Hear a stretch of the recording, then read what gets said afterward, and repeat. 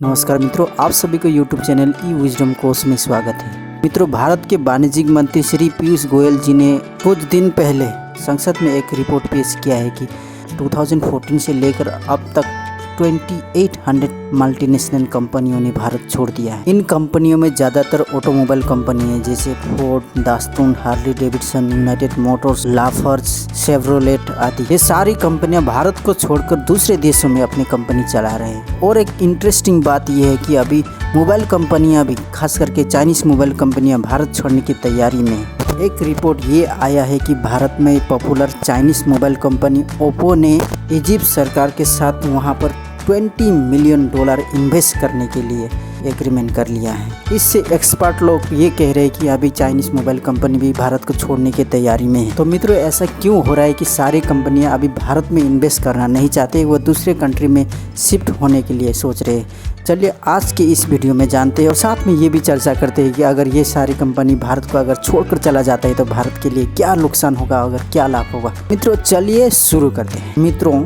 इसी बीच आपको फिर से रिक्वेस्ट है कि आप चैनल को सब्सक्राइब करके बेल आइकन को दबाना ना भूलिएगा। Ford, Datsun, Harley Davidson, United Motors, Lafarge, Chevrolet आदि ऑटोमोबाइल कंपनी भारत छोड़ जाने का सबसे बड़ी कारण तो ये है कि भारत का टैक्सेशन सिस्टम में इंपोर्ट ड्यूटी बहुत ज़्यादा है। अगर कोई भी कार जैसे 30 लाख से नीचे का गाड़ी अगर इंपोर्ट किया जाता है तो वहाँ पर 60% टैक्स देना होता है भारत सरकार को। अगर 30 लाख से एबव प्राइस वाला गाड़ी अगर भारत में इंपोर्ट होता है तो उस वहाँ पे 100% टैक्स देना पड़ता है, मतलब 10 का 20 हो जाता है। और जिन कंपनियां भारत में ही प्रोडक्शन करते हैं वो लोग को भी भारत सरकार को 28% GST देना होता है। तो मित्रों, यहाँ पर हो क्या रहा है कि भारत में विदेशी कंपनियों के लिए टैक्स ज़्यादा होने के कारण ये कंपनियां टैक्स चोरी करने लगते हैं और फिर भारत को इसमें सख्त कार्रवाई करना पड़ता है, तो कंपनियों को नुकसान झेलना पड़ता है और भारत छोड़ने में ये कंपनियां मजबूर हो जाए। इन कंपनियों को भारत छोड़ने का सिर्फ ये वजह नहीं है। अगर यही वजह होता तो होंडा, सुजुकी, यामाहा, सैमसंग ऐसे बहुत सारी कंपनी है जो भारत में अच्छा बिजनेस कर रहे हैं। अब छोड़ चुके कंपनी, खास करके ऑटोमोबाइल कंपनी को अगर देखा जाए तो ये सारे कंपनियां ज़्यादा प्राइस वाले या ज़्यादा वैल्यू वाले प्रोडक्ट बनाते हैं, जैसे फोर्ड हो गया, शेवरोलेट हो गया, हार्ले डेविडसन हो गया। ये लोग ज़्यादा कीमती वाले चीज़ें बनाते थे, गाड़ियाँ बनाते थे। इससे क्या होता है कि जैसे भारत के लोगों की पर कैपिटा इनकम बहुत कम है, तो ये इतना पैसा अफोर्ड नहीं कर पाते हैं, तो इसीलिए ये लोगों का मार्केट नहीं चला और ये लोग हमारे देश छोड़ने में मजबूर हो गए। तो मित्रों, ये तो था ऑटोमोबाइल कंपनियों का भारत छोड़ने का रीज़न। लेकिन मोबाइल कंपनियां, जो चाइनीज़ मोबाइल कंपनियां हैं, क्यों भारत छोड़ना चाहते हैं? चलिए इसके बारे में अब चर्चा करते हैं। अक्सर आपने सुना होगा कि चाइना हमारे देश के सीमा को हड़पने की कोशिश करते रहते, सीमा में घुसपैठ करने की कोशिश करते रहते हैं, और जिसके कारण इन दिनों चाइना और भारत का रिलेशन इतना अच्छा नहीं है। भारत इन सीमा विवाद से इन देशों में आपसी संबंध बिगड़ जाने के कारण भारत अभी एंटी चाइना स्टेप ले रहे हैं। जैसे भारत ने 300 से ज़्यादा चाइनीज़ मोबाइल एप्लीकेशन बंद कर दिया। ये एप्लीकेशन बंद करने के पीछे ये भी कारण था कि ये सारे एप्लीकेशन भारत के लोगों का डाटा या इन्फॉर्मेशन लेकर ये मिसयूज़ कर रहा था। मित्रों, आपको पता होगा कि भारत में जितने मोबाइल बेचा जाता है उसमें 50 से ज़्यादा परसेंट यानी 50% से ज़्यादा चाइनीज़ मोबाइल्स हैं।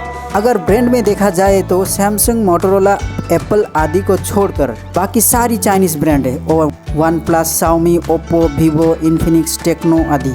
और यहाँ अगर मोबाइल कंपनियों में स्वदेशी विदेशी में अगर बांटा जाए तो लगभग सारे के सारे विदेशी कंपनियाँ हैं। इसमें आपको एक इंटरेस्टिंग फैक्ट बताते हैं। मित्रों, 2015 में यानी 2015 में भारत के मोबाइल कंपनियाँ जैसे माइक्रोमैक्स, लावा, कार्बन आदि के टोटल मार्केट में 31% शेयर था और 2016 में ये बढ़कर 46% हो गया था। लेकिन धीरे धीरे घटकर आज स्थिति ये हो गई है कि इन मोबाइल कंपनियों का शेयर सिर्फ 1% रह गया। ओनली 1%, मतलब लगभग है ही नहीं।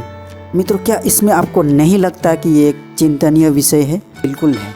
इस स्थिति को देखकर भारत सरकार ने कुछ दिन पहले एक अनाउंसमेंट भी किया था कि भारत के 12,000 के नीचे प्राइस वाले जितने भी विदेशी मोबाइल है वो सारे बैन कर दिए जाएंगे। सरकार को लगा कि जबकि भारत के मोबाइल कंपनियां का बाज़ार में ओनली 1% शेयर है, तो ये कंपनियां भारत के डिमांड को फुलफिल कर नहीं पाएंगे, तो भारत में एक बहुत बड़ी दिक्कत आ सकती है। इसीलिए भारत सरकार ने इसे करेक्शन करते हुए कहा है कि 12,000 के नीचे प्राइस वाले विदेशी मोबाइल बंद नहीं किए जाएंगे, इसे इम्पोर्ट करना बंद कर दिया जाएंगे, यानी विदेश से भारत में लाना इसे बंद कर दिया जाएगा। इसे भारत में ही उत्पादन करना पड़ेगा। कंपनियां चाहे विदेशी हो या स्वदेशी, लेकिन प्रोडक्शन यानी उत्पादन भारत के अंदर ही करना पड़ेगा। सरकार का जो मेक इन इंडिया स्कीम है, ऐलान है, ये भी भारत के कंपनियों को बढ़ावा देने के लिए ही है।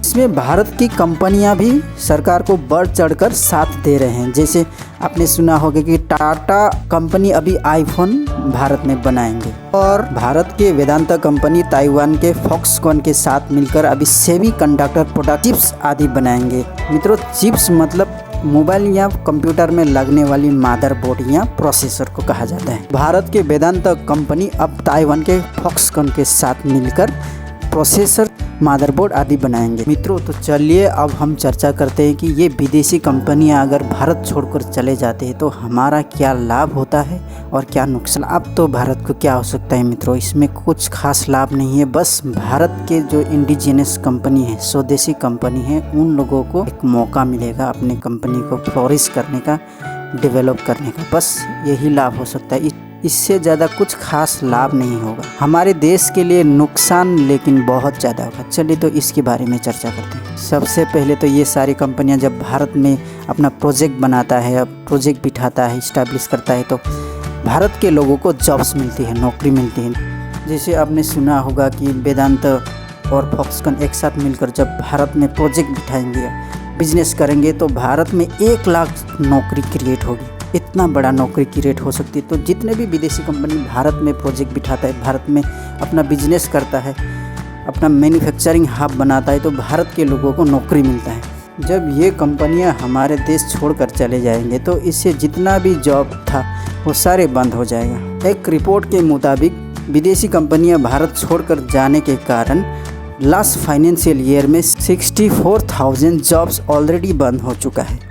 इन लोगों के हमारा देश छोड़ने से इन लोगों से जो हमें टैक्स मिल रहा था उसमें भी कमी आई। और एक बात मित्रों, हमें विदेशों से बिजनेस करने के लिए हमें फॉरेन एक्सचेंज की ज़रूरत होती है, मतलब विदेशी मुद्रा की ज़रूरत होती है, विदेशी पैसों की ज़रूरत होती है। ये ज़रूरत पूरा करने में ये सारे विदेशी कंपनियाँ हमें बहुत मदद करते रहते हैं। तो जब ये सारे हमारा देश छोड़कर चले जाएंगे तो हमारे फॉरेन एक्सचेंज रिजर्व में भी कमी आएगी। और एक रिपोर्ट के मुताबिक हमारे फॉरेन एक्सचेंज रिजर्व में ऑलरेडी कमी आ चुकी है। तो मित्रों, ये था आज का वीडियो। आपको क्या लगता है कि ये विदेशी कंपनियां जब हमारा देश छोड़कर चली जाएंगे तो हमें क्या लाभ और क्या हानि हो सकता है?